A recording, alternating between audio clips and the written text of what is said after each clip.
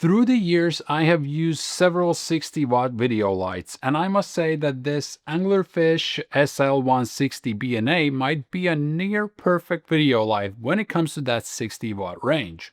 Let's take a closer look at the pros and cons that I came across while testing and using this light on several projects. But before we get right in, I want to let you know that this light was sent to me by iFootage for free to review, and they are a partial sponsor for this video. However, it is agreed that I will share my honest opinion about this product, and they don't get to see the video before it's posted. So, the Anglerfish SL1-60BNA is a bicolor light, and while it is not the most compact option in the market, it is relatively small and lightweight. It has multiple powering options, mini Bowens mount that we will discuss in a moment, and the fan noise is barely noticeable. Plus, you can easily adjust the settings from your smartphone with the iFootage Lumen Plus app. So, from what I've seen and experienced, the SL1-60BNA delivers great light quality, and since it's a bicolor light, the color temperature can be adjusted from 2700 to 6500 Kelvin. This helps to create different moods in your videos or allows you to adjust the light to the ambient light in the existing conditions. Now, if we compare it with other 60-watt lights such as the Forza 60B and Malus G60, then you can see how even the light output for the SL1-60BNA is when using all three of these lights with their included reflectors. There are these two knobs to control the light intensity and color temperature, and the knobs allow you to fine-tune the light with small steps. These knobs also work as buttons, so you can change the value much faster.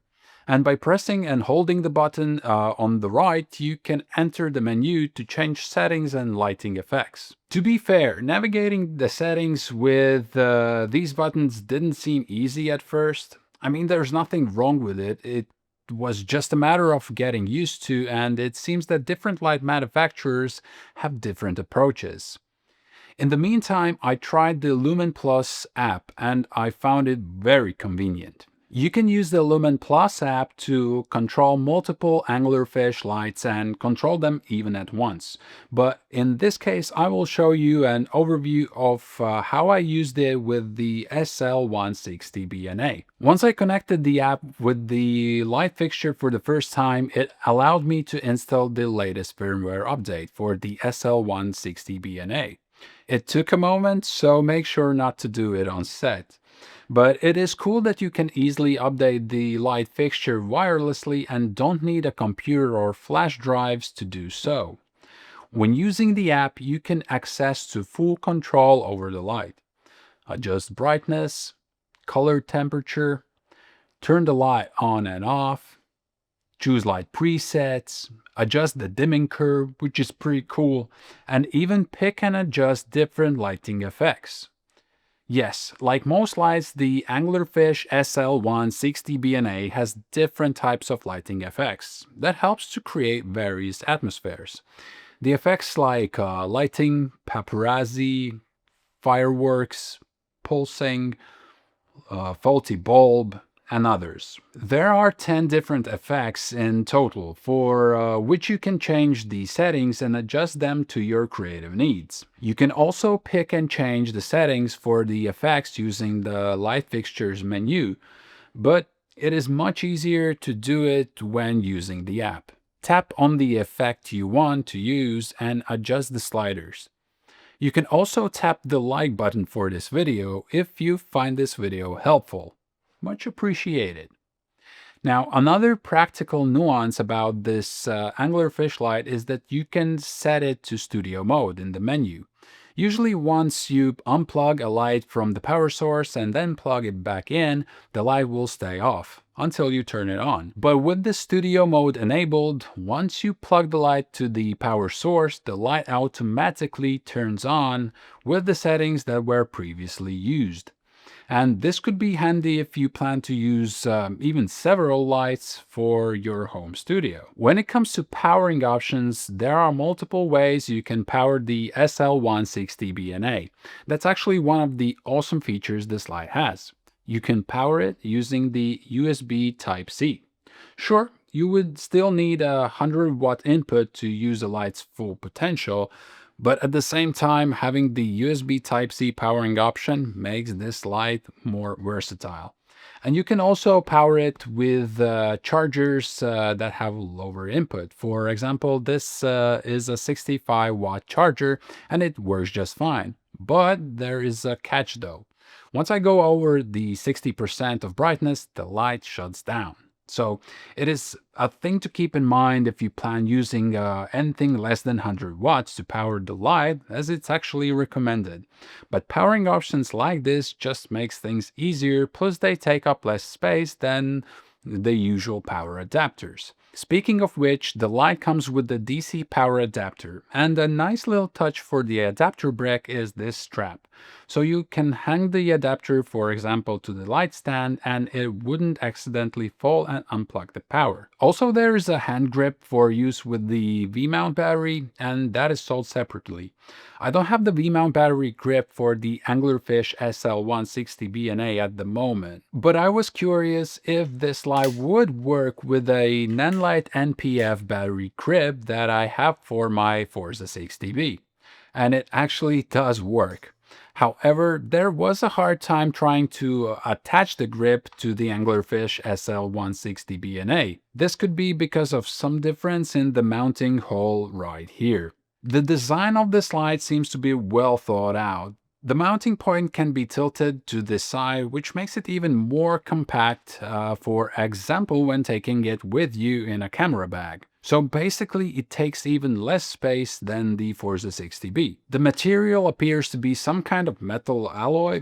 Definitely well built, robust, and gives the impression that it will last a long time. The light fixture weighs approximately 830 grams, and size-wise, while it is not the smallest 60-watt light out there, it definitely can be considered a compact option. Plus, the Anglerfish SL1-60BNA has a mini Bowens mount that has various light modifiers available for it. While there are not many accessories made by iFootage for the mini Bowens mount, besides the Fresnel lens and light intensifier, I was still able to use the Anglerfish SL1-60BNA with a couple of my Nanlite products that all are using the mini Bowens mount.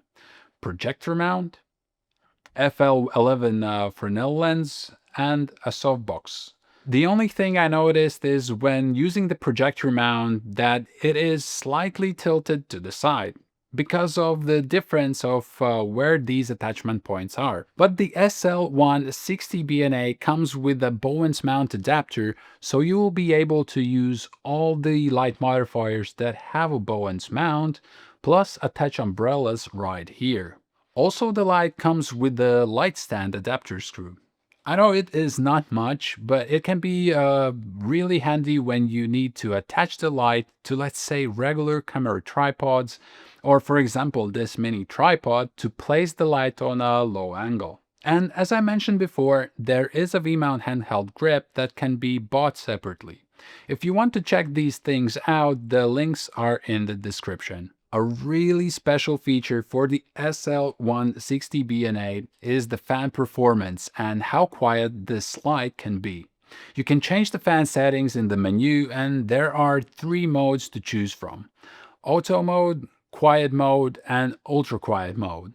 While using the ultra quiet mode, the fan can't be heard at all because, well, it seems that it is turned off. The downside to it is that the light output is limited to 20%. You can see that the fan is not spinning with this indicator in the top right corner. This can be useful if you don't need to use the light brighter than 20% and need complete silence. If you set the fan to quiet mode, then you're able to turn the brightness up to 40%. These limits exist for the light not to overheat when the fan would be spinning on relatively slow speeds or wouldn't spin at all. Now the light has been working on 40% for around 20 minutes, and still the fan turns on every now and then just for a couple of spins and just enough to cool the light.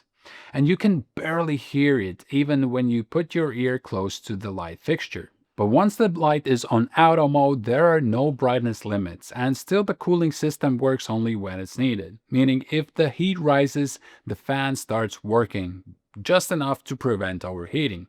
But even if you leave the light on to maximum brightness for a long period of time, let's say half an hour, because I don't think much will change even after that, it still doesn't make much noise.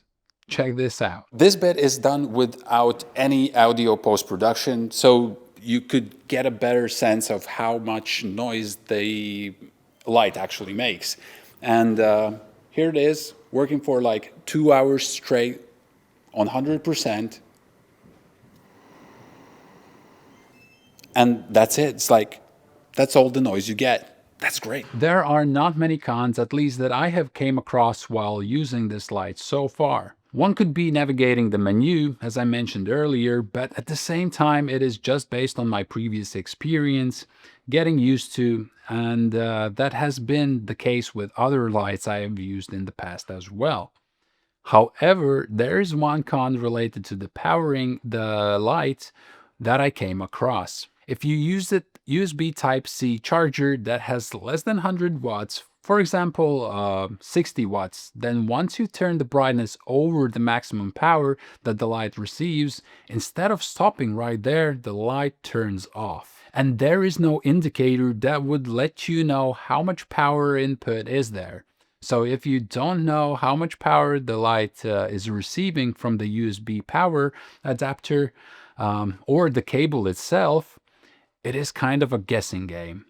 Could this be resolved with a future firmware update? I don't know, but I do hope so. Overall, I think that the Anglerfish SL1-60BNA has great value for the money, and to see the latest pricing, check the links in the description. But if you want to learn more about good video lighting options, then watch these videos next. Alright, I will see you in the next one. Ciao.